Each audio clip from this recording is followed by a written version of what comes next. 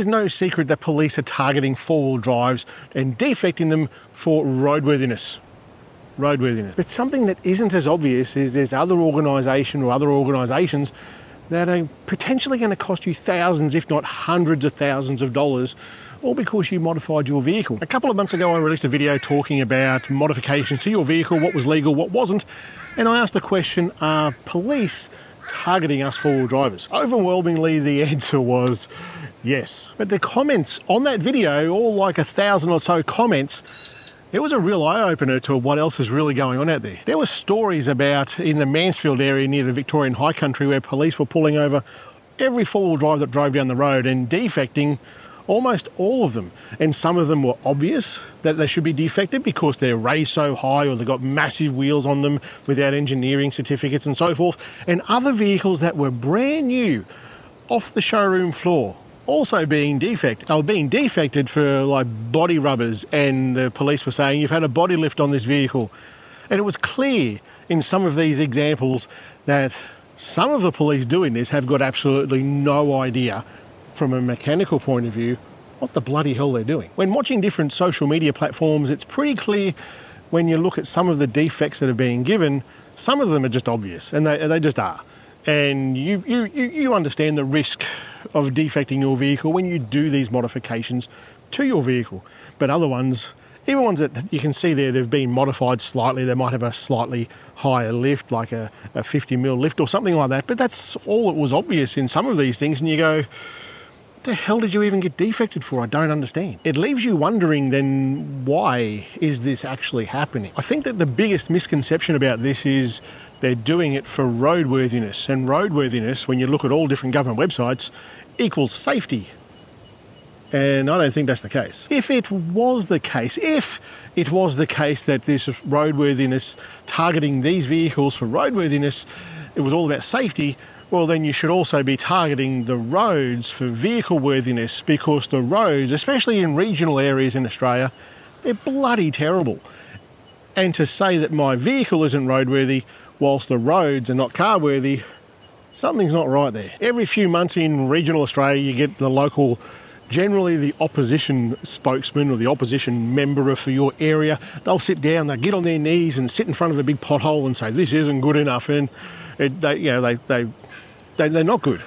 The roads, I mean, not the politicians. Well, sometimes the politicians. I bring this up because if this roadworthy targeting, defecting four-wheel drives and other cars, if it really was about safety, you'd be fixing the bloody roads too, because they're just not safe.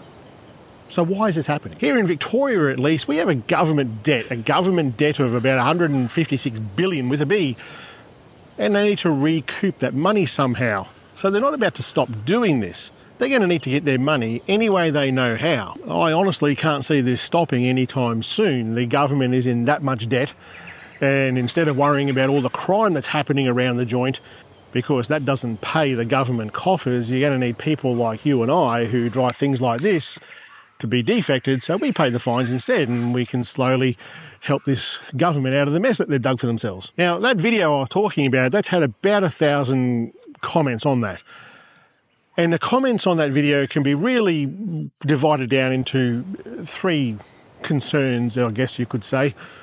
One, cops are... Two, people who are modifying their vehicle well beyond what is obviously roadworthy, that you deserve what you get. And three, why the hell didn't you talk about insurance? To be honest, I really didn't think talking about insurance in this stuff was really worthwhile doing. And then I started doing a little bit of research around it and went, this is absolutely worth talking about, because there's so much here to unpack that I bet most people out there, and I don't mean this to be an age sort of thing, but I put dollars to donuts that younger people especially don't really know about this sort of stuff. Let me tell you a quick story, because I know you love it. When, I'm going to say a couple of months ago, I started looking at replacing the Land Cruiser. I looked at BT50s, I looked at Isuzu vehicles, test drove a few, and I almost went and bought a BT50. And where this BT50 was some distance away from me, so I needed to put an insurance cover note on it. As far as I was concerned, I was going to buy this thing. I'd paid them a deposit. I was about to drive 4.5 hours away to pick this thing up. Got there and, long story short, didn't end up buying it. There were just a few too many things wrong with it that I couldn't see. But in the process of doing the cover note for that vehicle, the amount of questions that the insurance company asked me was mind-boggling. They asked me about everything. Bull bar, suspension, wheels, UHF, 12-volt system. He asked me everything. So many more questions than I'd ever been asked before. And our background in this is that we would normally do all of our insurance, I'll talk about that in a minute, through a broker. And all of our insurance, all of our house, the farm machinery, all that sort of stuff is through the broker, including the vehicles. And I was never asked in such detail about the modifications. Sure, the insurance company will say, have you modified the vehicle? Yeah, what have you done? Oh, God, I don't know. I can't remember. I've done so many things to it. But this guy on the phone was different. And with all those questions being asked, that's actually what triggered this video. Oh, incidentally, I'm keeping this. I couldn't find anything that made me feel the way I feel when I drive that. And if you drive a 70 series, you know what I'm talking about. Before we get into this though, this is just my experience and research that's talking here. This isn't me telling you or advising you in any way, because that just wouldn't be right. I'm not an insurance guru. Go and find your own stuff that way. But I'm going to tell you the things that you should look out for and the things that will potentially be life-changing for you if you don't do the right thing. This isn't an age thing, like I said before. This is just someone who has been on the earth a bit longer than some of the younger folks, and you know, people in your life that are like this as well. And if you could give advice to young people who are doing modifications to your vehicle or doing things in general, what advice would you give? And my advice would be just to stop and think about it for just 30 seconds, the repercussions of what you're about to do. If you spend that 30 seconds of what if, it can potentially just save your life from being absolutely ruined. Let me paint a scenario for you. You've just purchased your first car. It's a 1990s Hilux. You've got that car.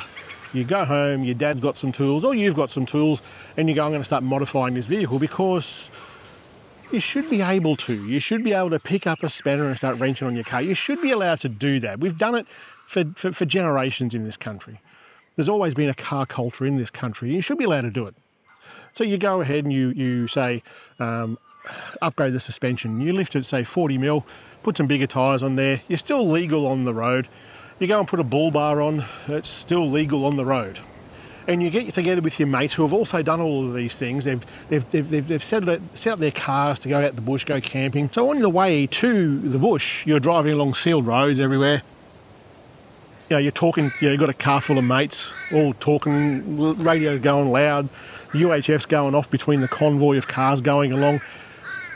You are distracted from the road. You come to an intersection, you're not being diligent, you're a bit distracted.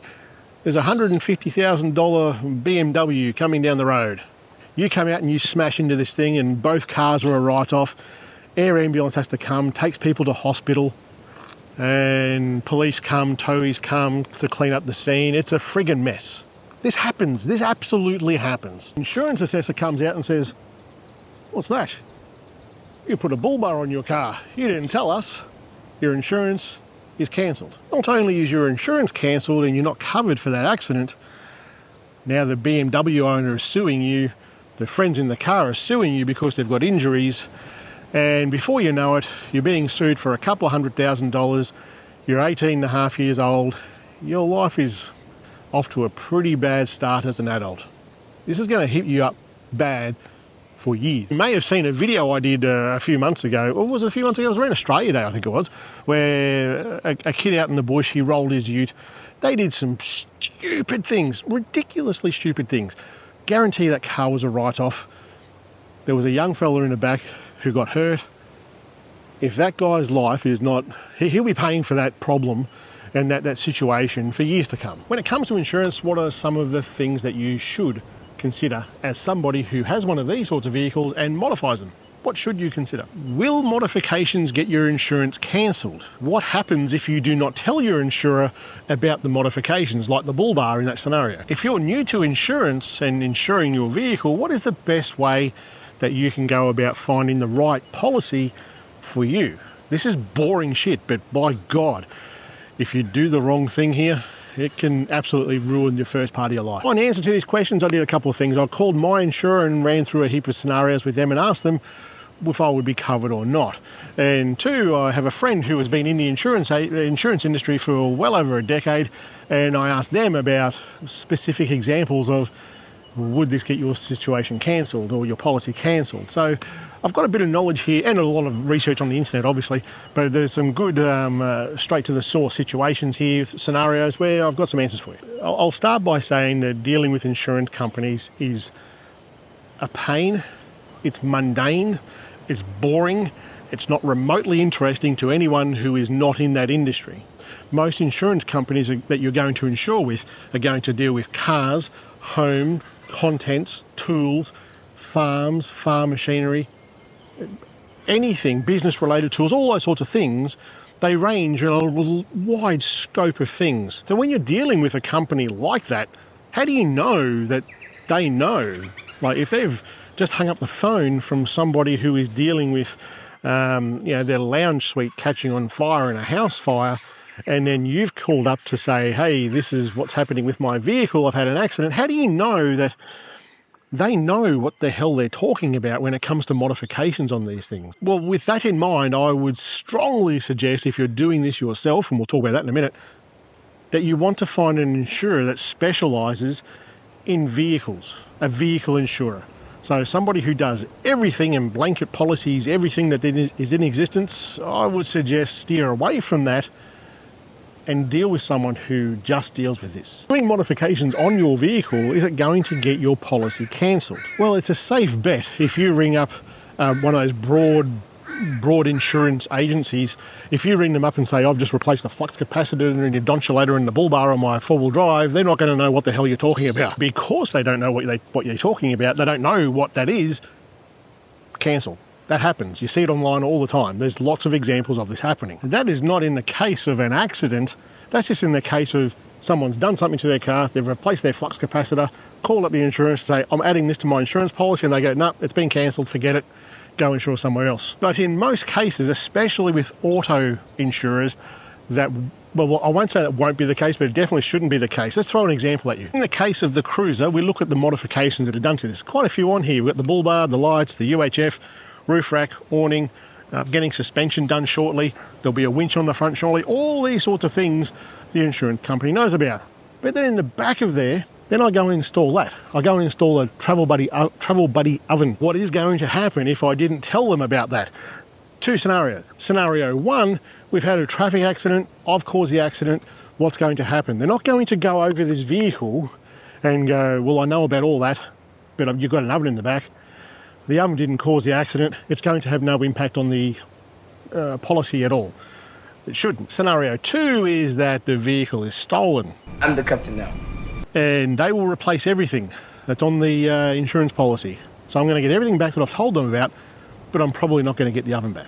Make sense? But if it's not something as insignificant as a Travel Buddy in the back of the vehicle, and it is something like I've put a bull bar on the Cruiser and not told them about it, had an accident, hit a pedestrian, done significant damage in that accident, the insurance company is probably going to pull the pin on me because it contributed to the severity of the accident. It is definitely worth knowing that those insurance companies that do the broad range of things, if they don't know what a Travel Buddy is or the oven or things like that, chances are they're going to cancel it regardless. When you're looking for insurance, the price of that policy should not be the top priority for you. It should be down a little bit, but not down the bottom, but not the most important thing.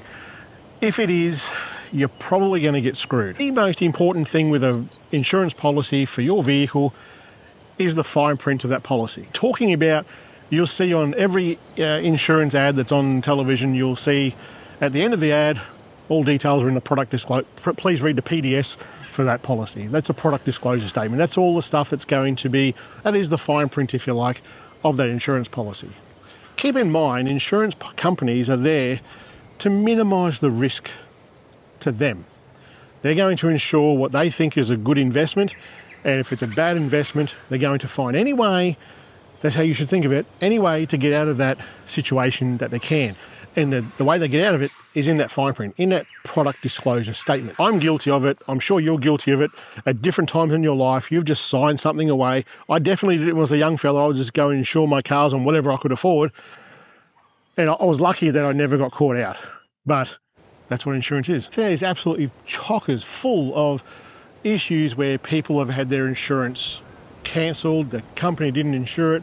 People are going off their chops about how bad this ABC insurance company is. But the insurance company is only going to do what they can get away with legally, and it's all down to that product disclosure statement. So if you read it all, read all that fine print, that's where it's all at. As somebody who isn't an insurance person, what can you do about this? What is the best way for you to approach this? And I think it comes down to what type of customer you are, and there's two types of customers. One is that you are very comfortable with what policies cover. You've had a good conversation on the phone with someone, you can read through it, it's easy enough to understand, and you've thrown some scenarios at the person on the phone or the insurance broker or whatever the situation is, and they've given you the answers that you have a good understanding of what it's going to cover.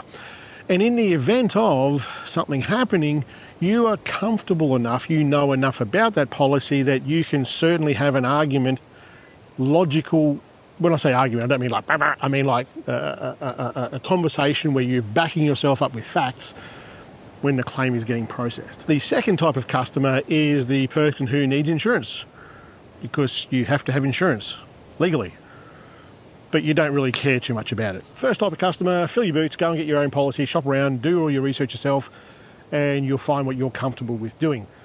The second type of customer, you need to find yourself a broker. Insurance broker is basically a middleman between the insurance company and you. Where we are, we live regional, and for years we've had our insurance broker actually come to our house, we give him a coffee, we sit at the kitchen table, we talk about our life and what we are doing, what we need insured, and they give you a nice breakdown of what's going on. That company has since changed hands and it's not quite as hands-on and friendly as that, so I ended up shopping my vehicles with another company. I'll talk to you about that in a minute. But the important part to what I just told you then is that it's going to cost you more because you can do it cheaper elsewhere. But that insurance broker, when the time comes, if the time comes that you actually do need to act on your insurance policy because of an accident or a stolen vehicle or something, they are going to be worth their weight in gold. They are the ones who are just going to, you're going to have an accident, you pick up the phone, you say, hey Fred, I've just had an accident, and this is what's happened, I need my car fixed, I need it towed, need everything, whatever the situation is. You know what Fred's going to do? He's going to do everything for you. He's going to deal with that insurance company. They're going to do everything that they can do on your behalf. You don't need to worry about it. That's what you're paying for. But not all brokers are the same. You're going to find, like every single industry that exists in the world, you're going to find people that do it really well, and you're going to find people who just suck at it. So do that research around those brokers the way you would research anything else. Just start looking for Google reviews on like product review, all those sorts of things. You can find enough reviews about people online. As I said, we deal with a broker for all of our farm stuff, home stuff, business stuff, all those sorts of things. And we've always done it with the vehicles as well. And when that company changed hands, the questions weren't being asked as in detail as what they were before, especially around the vehicles because of a lot of modifications on this vehicle. So I shopped it. I was now one of those customers who I'm happy enough to deal with what the policy is, understand how the policy works, and I can argue the case if I need to when the time comes. So we took the vehicles from the brokerage and we insured them with another party. So all of our vehicles now are all covered under Shannon's insurance. Shannon's specifically for cars because that's how they started, with cars. And when I called up about that cover note for that BT50, I was on the phone to this guy and he was going through, he didn't even know this car, but he was going through, he understood the language that we speak. He was talking about lifts, he was talking about airbags, he was airbag suspension. He was talking about 12-volt stuff and what sort of 12-volt stuff. How are you charging it? Who wired it? Did you wire it? Someone else wire it? Did you put a winch on there? He even asked about the oven. He knew what he was talking about and made me feel comfortable that I'm dealing with someone who understands this car. I was even telling him about this car, the 76 series, and he was telling me about a neighbour of his and where he lives, and he leaves it on the street, and he can't believe he leaves it on the street. Like, he knows the cars. So when you're talking with those people, you're talking with car enthusiasts. I'm not affiliated with them or anything like that. This is just my experience with them. They were a lot cheaper than what I could find, and they made me feel comfortable enough, and I understand the policy well enough that anything I get done to this car, I just need to pick up the phone, call them up, tell them I've done it, and we move on. You just add it to the policy. I have seen some bad reviews about Shannons, but that's the internet. So there were some absolute pearlers of wisdom in those comments on that other video. And if you are someone who insures your vehicle yourself, just put a comment down the bottom here and let everyone else share in your knowledge of how you're insuring your vehicle, any little quirks and stuff that you might have to add to what I've told you here today. Anyway, that's it for today, guys. Catch you later.